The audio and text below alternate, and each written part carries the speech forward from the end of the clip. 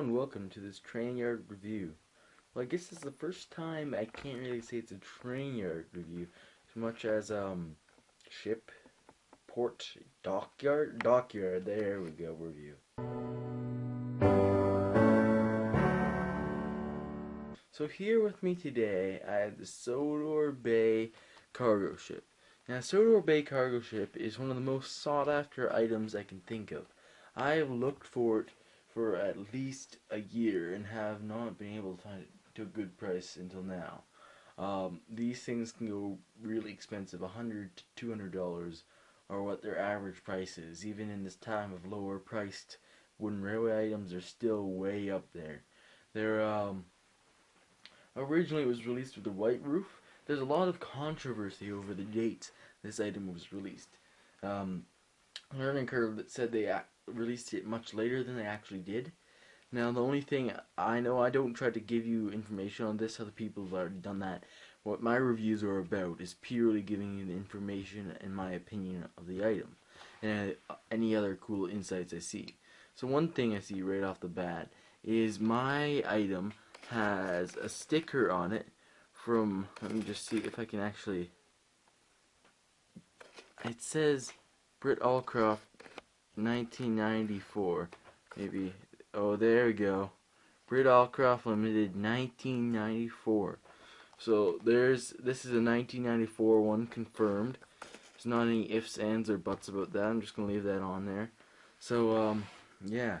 So the original version had this area being white, and this later one had it yellow, at least 1994. People say the white one's 92/3. So this is probably the first year it was in the yellow. So yeah, it came with these two cargos, which was the very first form of cargos, which I'm going to talk about later, as you can see by the enormous amount of cargos I have lined up. But this was the very first original cargo, and somehow it had the innovative thinking to put a little piece of metal for use of magnets, which is very useful, as you can see here, for cranes. And they had the insight to do a magnet like this before they had any cranes released for many more years, but they still had the insight to put a magnet on it where it looks completely useless to put a magnet on it. So that's one great foresight they had, in my opinion. Another foresight they had that didn't really get used to its full extent is, you see that little knob at the top? That was meant to be an interactive piece with the knob of the Sodor Bay tugboat. There was meant to be a piece interlocking here, so then you could tug one, it tugs the other.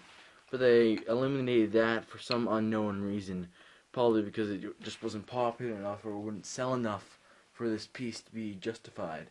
And they retired both of the items before they could ever see this.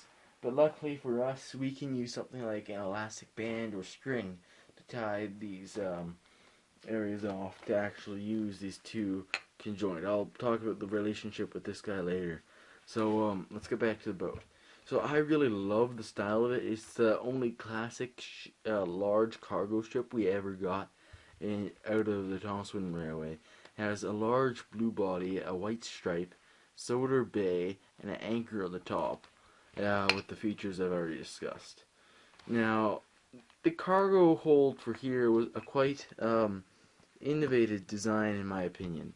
It just allowed a free floating cargo system and allowed it lots of room to bump about, and actually feels quite steady. Like I could shake this quite a bit until it falls out.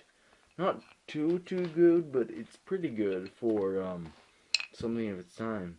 But you can easily go like this without it falling out, and a bit like this. Not too hard, but yeah. So that's one thing I like about it. The free flow, everything in the 94 era, 92 era, always feels so much more open and free flow. I guess it's because they didn't have machine accuracy, because in I believe 95 or 94 they moved to offshore manufacturing, and it wasn't made by hand anymore. So that's probably the reasoning for a lot of things like this not being incorporated, because they could actually have the precision to get it down right to the edge of precision. So let's talk about the cargoes itself for a second. One thing I really like about this cargo is how simplistic it looks. It's just a box with little lines in one end. This is a great way for a classic piece. I'm not talking realistic. Some of you people might be, we only care about realistics. We use all the 2014 models. Yeah. But I'm one of the nostalgic people who uses these old brands. So I really love this. It's similar to the Troublesome Brake Van or even Troublesome Truck siding, as you can see here. It's the same groove pattern and groove width. Even though these two items were designed at the same point, it wasn't able to design a way to fit in with that. But I'll talk about the relationship between cargos and trucks in a second. So, yeah, so that's the cargo. So overall, I think it's an innovative design, and just the value of having a ship being able to go on your layouts, and especially me with my videos, is just such a great asset in my opinion. It's just, you can do so many things you can do with these things that you can't do with anything else that they've had offered. Sorry with the tripod, it's falling apart. It's an old tripod, so it's falling apart right now. I'm just trying to fix it. Sorry about that. But oh god, yeah. So it adds so much more value. But eventually, as in all Thomas Winrary things, the company cheaped out and preferred marketing reasons for their products opposed to actual genuine classics. But it's okay because the ship this thing got replaced by actually had pretty good details. I'm going to be discussing that a bit here too. Oh god, that did not work. I'm gonna have to redo all this port. It's gonna cost tons of money. Just put it on the federal government expense. That'll do it. Alright, so anyways, the ship after the cargo ship was Bulstrode that got released. Bulstrode is our current ship even in the market. You can buy him, I believe, with a lighthouse. I didn't think this through. It's just under me myself right now. You can buy him with this lighthouse you see here and this lighthouse and bridge sort of thing. He comes with that. He's meant to go under and through this thing like this. So that's how this works with each other. So Bulstrode's good, and he's designed for a single cargo like this, but he also has a larger hull, so it's a modern version for spacing too. You know, another reason why I like this item is it's almost 100% wood. The only piece of this item that's not wood is the metal tabs on here, and those have to be magnetized, so you can't even do those by wood, making this one of the most pure wood items ever seen in the wooden railway. In later years, this was replaced by plastic. Like you can see here, this is plastic, but it's still not the case here. It's 100% wood if you just cover these up and don't mind the little sticker they put on it. But yeah, so that's one thing I really love about this item. It's one thing that I've touched upon before, not recently, is the great divide in the different types of merchandising, I believe. Different types of merchandisings are different at different things. Hornby's the best at getting the most amount of detail out of it, even debatably even more than the actual TV series models had detail on it. Like, if you look at that stuff, it has rivets and all that. The TV series didn't even have any rivets on their engines. A few other things like that. Hornby just overdoes detail, so that if you're one of those types of people, Hornby is the best for you. Bachmann's another over-detailed model, but you can scale it down a bit. And then you get into your, I think, then your old Tomy and those sort of things used to have a great amount of detail because they're plastic and molded, and then you have your Erdls, which have a great amount of detail, and your taking place sort of thing. But what I think Wooden Railway is the best at is taking the complete opposite spectrum of the scale. Something completely so young and innocent, and allowing you to make your media out of that. That's what I think it's really, really good at. And that's one of the things I like about it. And some people think that the young and innocent stuff is crap, and that the only good parts of wooden railways and stuff that has detail like we've had in recent years. But it depends on your flavor, I guess. So for me, I just love this old classic stuff because it's so young and juvenile, and if I can make great videos out of it, so be it. So that's my opinion on that, and I thought I would just touch up on that. And yeah, so now let's do the massive cargo evaluation. So, okay, so obviously, as you can see, these cargoes fit in here. Now let's compare them. Let's see. Okay, so they do fit with extra room on this. It's not enough room. It's barely enough room to put this vertically, but not this. And it's just enough room to put this like this. So that's one piece like that. Now on the size down flatbed, this does not fit lengthwise, but it fits widthwise. Which the Crosby Station cargo truck is this perfect example of a small small parcel without realizing it. So as you can see, it fits perfectly lengthwise, but not widthwise. I guess it has a tight fit going vertically, so it's a ish on that perspective.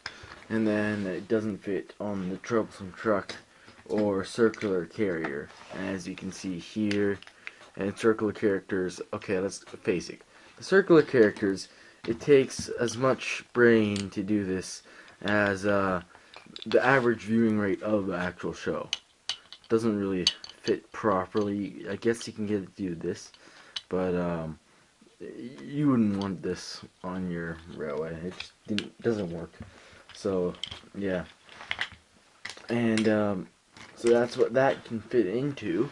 And then on the other perspective, you can fit only one large cargo into here, as well as one sideways, and that includes the coal company cargo as well. And then for small cargoes, you can fit two of them. The smart cargoes are the cargoes you see here, as well as a few others such as the Apple cargo or something like that. So there's a few of those which are in the spectrum, and you can fit two in like this. And you can even, because these are so small, you can even stack a few on top because they're magnetic. So that's another feature of it. And then for round cargoes, this is a little easier. You can fit two, and there's a little room.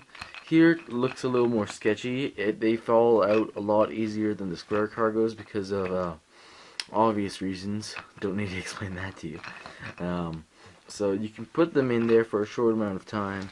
You could even add a wedge like this, or something a little wider. I think this is wider. Yeah, there you go.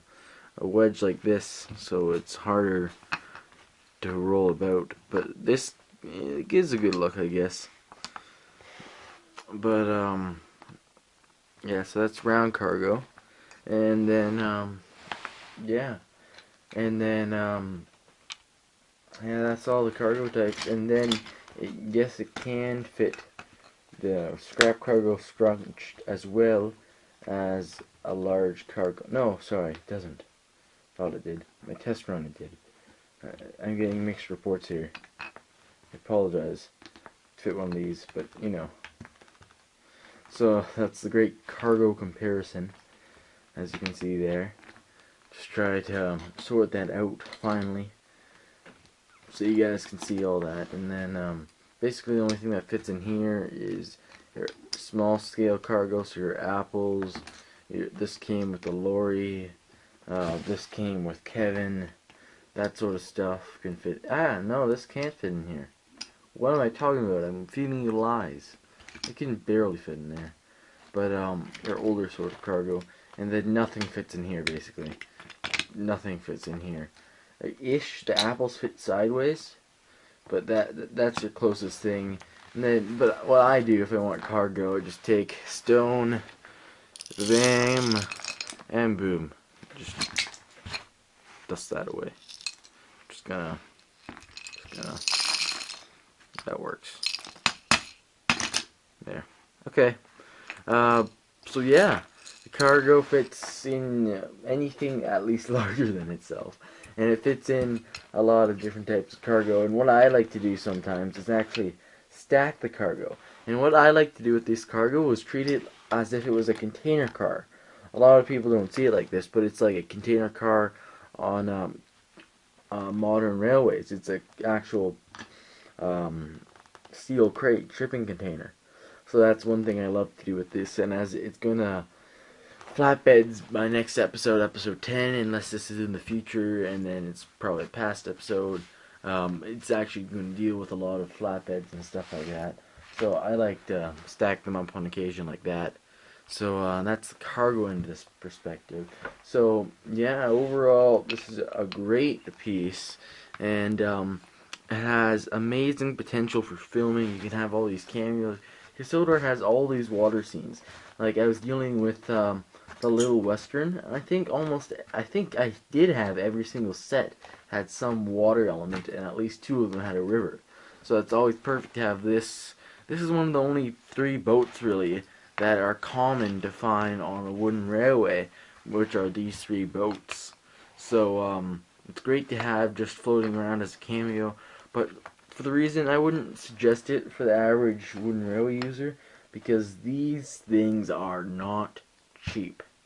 It took me months and months and months. It took me over a year to find one. Well, I got it in a lot with this. I got these 2 together after include shipping for $50, which is actually cheap when you compare this. Well, it was $30 when there was $20 shipping because of where I live.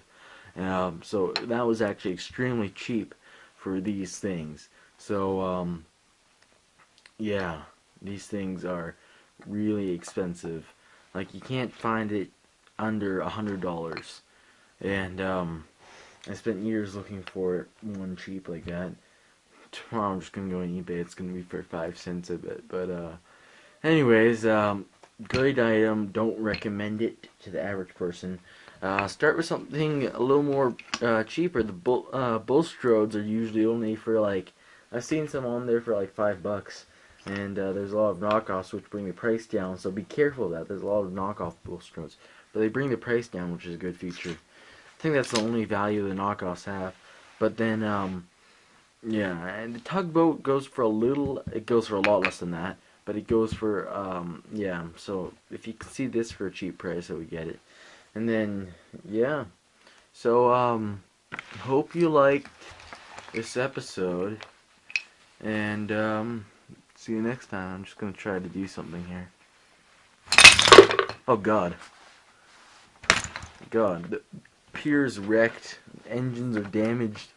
How, the boat's getting oil, maybe? Maybe that's it. The boat was just getting oil. Learn something new every day. That's how boats refuel, kids. Alright, see you next time. See you episode 10, hopefully. I'm just gonna zoom in and out to distract you. So, see you episode 10. See you episode 10. I gotta travel some trucks.